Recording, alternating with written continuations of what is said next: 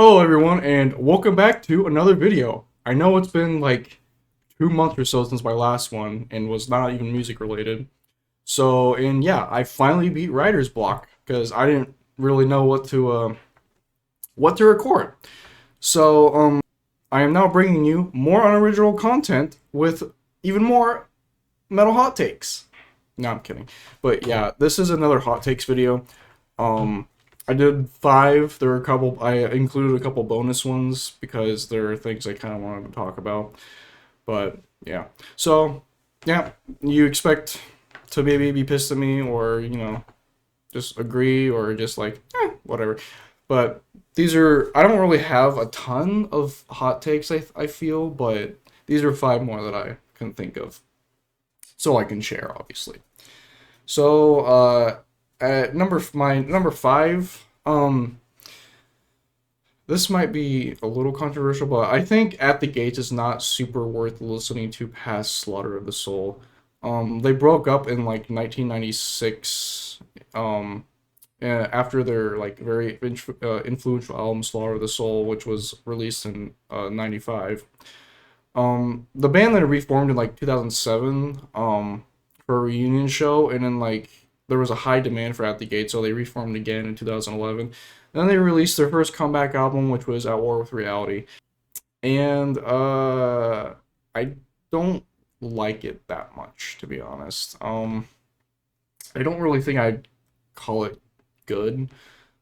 It's kind of like mediocre success chasing. Like this and the next album, I feel like are just like chasing the success of Slaughter of the Soul, and just trying to replicate it. Like, yeah, like the Drink the Night itself, same thing with like At War with Reality and stuff like that. Just mediocre Slaughter of the Soul chasing. I do think there are a couple good tracks on those albums, but just a couple. But overall, very bland experience. The Nightmare of Being is actually a little experimental. Which not chasing the success of Slaughter of the Soul would be considered experimental for this band, but like this album includes saxophones and all that, and actually has some, I don't know, intricate songwriting, and they just stopped dick riding Slaughter of the Soul. It's it's good, but I want to call it great, and I don't revisit it often. And at this point in their career, I feel like Thomas kind of lost his, like, I don't know, iconic vocal identity. Because it doesn't really sound like him to me. That being said, it's very sad that we lost Thomas to cancer, and he will always be remembered as a legend. Rest in peace, Thomas.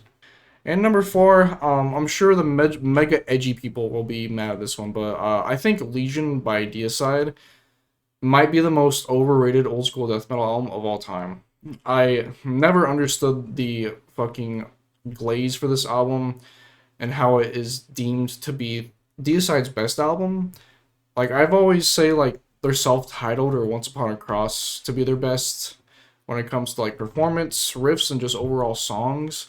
I find Legion to be a pretty boring album overall.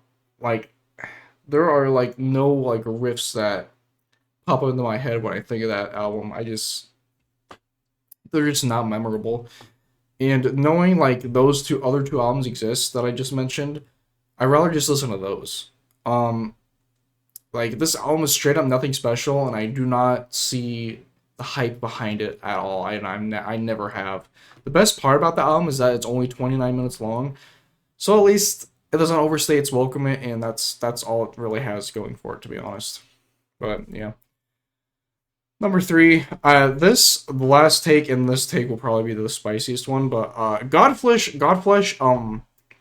it's not a good band.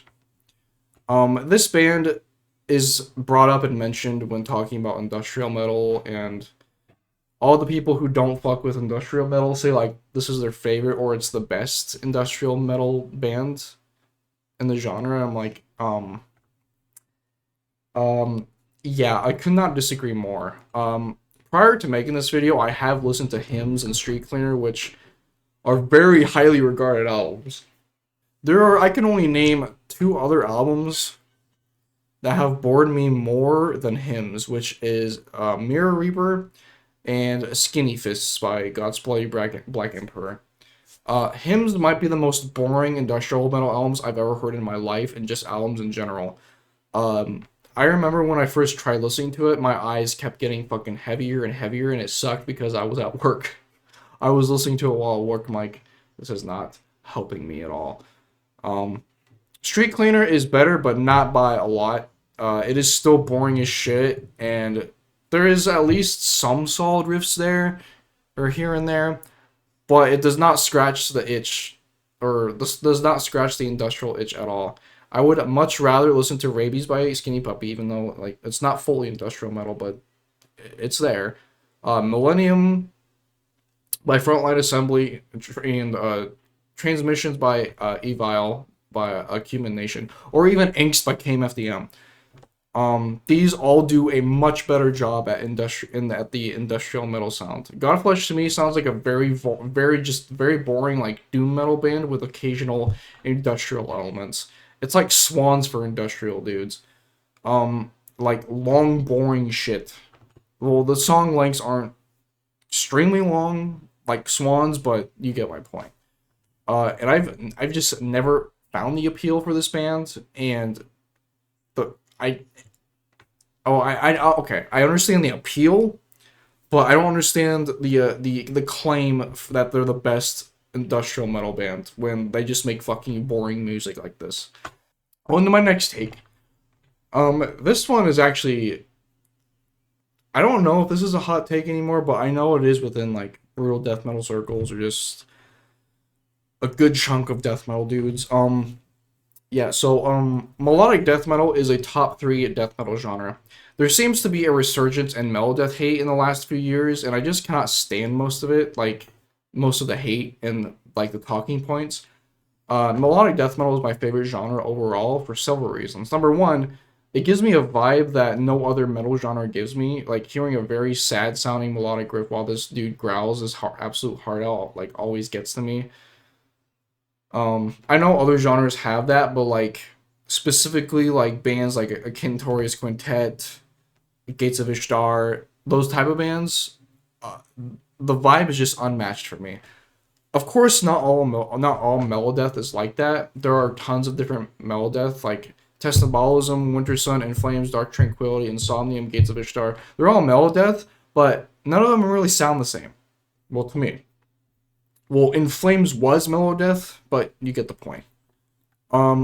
There is also always a claim that Melodeath is corny, not real death metal, blah, blah, blah. Okay, I get the corny part, but only on albums where it's very synth heavy, like bands like the Halo Effect. If you hated the Halo Effect because it's like pop music or something, I would understand that claim. I would understand that claim that the band is very synth heavy. I would get it. I get it. But everything else, like very early In Flames, Gates of Ishtar, At the Gates, Garden of Shadows, I just don't understand the corniness. And there's also a claim that Melodeath sacrifices intensity for melody, and like, okay, there are some bands out there that do that I would understand if you didn't like, but if you barely take a step in the genre at all and assume it's all like that, that's like doing this. You're going to a store. Pretend this is the door to the store.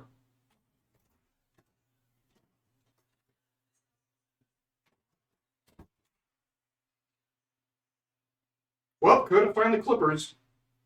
It's like walking into the front of the store, trying to find something very specific, standing there, looking around, not seeing it, and be like, "Oh, well, it's not here," and you just leave. That's how I find like most like death metal fans to be like if they hate Melodeath. It's like they listen to fucking Clayman by In Flames or something, and they're like, "Oh, so all Melodeath is like this?" Yeah, no, this shit fucking sucks. This shit's corny as hell. Get this shit away from me. No, it's not all like that. It's not all like that. Like, I promise you, it's like there's a ton that do not do that. Here are 10 Melodeath albums that do not sacrifice intensity and have their like luscious melodies and shit. And yes, I'm including that Dark Tranquillity album because if you actually listen to it, there are a fuck ton of blast beats on it. And there's also a claim that Melodeath is not real death metal, and that, and this and that.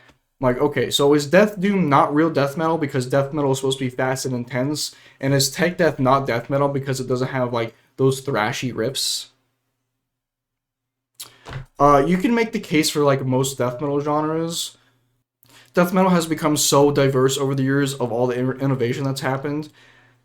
Um, and just because you don't like that shade of death metal doesn't mean it's not death metal. It is still death metal. Like, not, like, this is not the early 80s or the late 90s. Death metal is not just Morbid Angel Deicide anymore. So, learn to deal with that. I don't know what is so difficult about learning about the innovation of a sound. Because, like, if you told me Gates of Ishtar was not a death metal band and they were, like, an extreme heavy metal band, I would laugh in your fucking face. Like, I would find it very hard to keep a straight face. Like, that would be the most dumbest fucking thing that I would have ever heard. My last hot take, just before we get to the bonus ones, when it comes to first wave black metal, I think there are only a handful of albums that are actually worth listening to. Sound-wise, not lyric-wise. I do not count Merciful Fate as first wave. Oh shit. I do not count Merciful Fate as first wave at all because their only influence are the lyrics, not the sound. Otherwise, they are just a heavy metal band. On screen, I will show you the first wave black metal albums that I think are worth listening to, actually. And once you listen to those, you just go explore second wave. Because there's so much first wave you can listen to until it all just starts blending together. It's like listening to like a bunch of underground thrash. There's so much there's so much thrash you can listen to until it starts just straight up sounding the same. With second wave, there's at least a lot more variety than just like the Norwegian scene, or in just different like subgenres as well. Like black metal is a very like diverse genre. There's atmospheric, symphonic, melodic. There's like black doom, raw black metal, all of that shit. Like first wave is one of those sounds I prefer to like listen to one band over most other bands that have that sound. Of course, my choice being Bathory and a couple others like Tormentor and like early Sodom. But I think overall, second wave is superior when it comes to a variety in the sound. So yeah, that is my official last hot take. These are some bonus takes that are, I think, well, this first one is a longer one. The second is a very short one. I'm not going to discuss much with that one, but this one is more of like, I've experienced it with people. I feel like it's more often than not, like, core kids just have terrible death metal takes. For some reason, being a core kid just clouds your judgment on death metal. Like, out of all the core kids I've met, they've all had, like, terrible death metal takes. Like, one thought brutal death metal was shit for the longest time until he got into beat down hardcore. And then he actually started giving, like, BDM and Slam a chance. And another one I've met straight up thinks, like, out of all death metal vocalists you can claim to be overrated, Carl Willits of Bolt Thrower. Out of all the ones they call the most overrated death metal vocalist of all time, you choose Carl? For some reason, there are core kids I've met that just don't like Bolt Thrower. I'm like, bruh, I don't know how to describe it. It's just like, I have a feeling that core kids go into an album that isn't centered around core, and they expect it to be centered around core for some reason. And that, like, clouds their, like, actual judgment. Like, if a death metal fan went and to go listen to, like, a black metal album, a death metal fan would most likely enjoy the black metal album more than, like, a kid who listens to metalcore or whatever. Like, there's no like real way to tell if you are like a core kid, death metal kid, black metal kid, besides like feeling it in your heart. In my heart, I'm a death metal kid. I like most genres of metal, including like metalcore and all that.